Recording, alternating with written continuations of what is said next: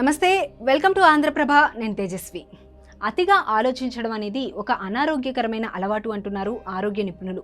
ఇది మిమ్మల్ని ప్రతికూల విషయాలపై ఎక్కువ దృష్టి సారించేలా చేస్తుంది. గతం గురించి ఆలోచించడం, భవిష్యత్తు గురించి చింతించడం ద్వారా మనపై ఎక్కువ ఒత్తిడిని కలిగిస్తుంది.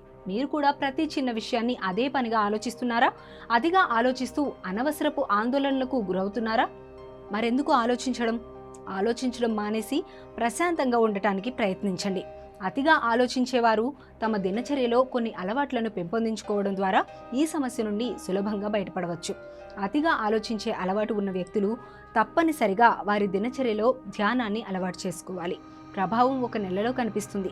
ధ్యానంతో 1 నెలలోపుగానే అతిగా ఆలోచించడం, చికాకు కలిగించే సమస్యల నుండి ఉపశమనం పొందుతారు.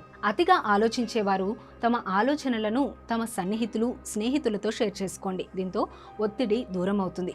ఇతరులతో చర్చించడం వల్ల మీ ఒత్తిడికి కారణమైన అతిగా ఆలోచించడం చాలా వరకు తగ్గుతుంది. అతిగా ఆలోచించేవారు ప్రతిరోజు యోగా చేయాలి.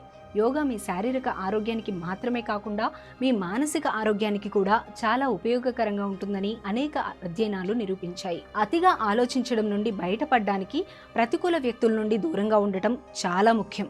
సానుకూలంగా ఉండటానికి ప్రయత్నించండి. మీరు సానుకూలంగా ఉండటానికి ప్రయత్నిస్తే అతిగా ఆలోచించే మీ అలవాటు దానికదే మీ నుండి దూరంగా వెళ్తుంది.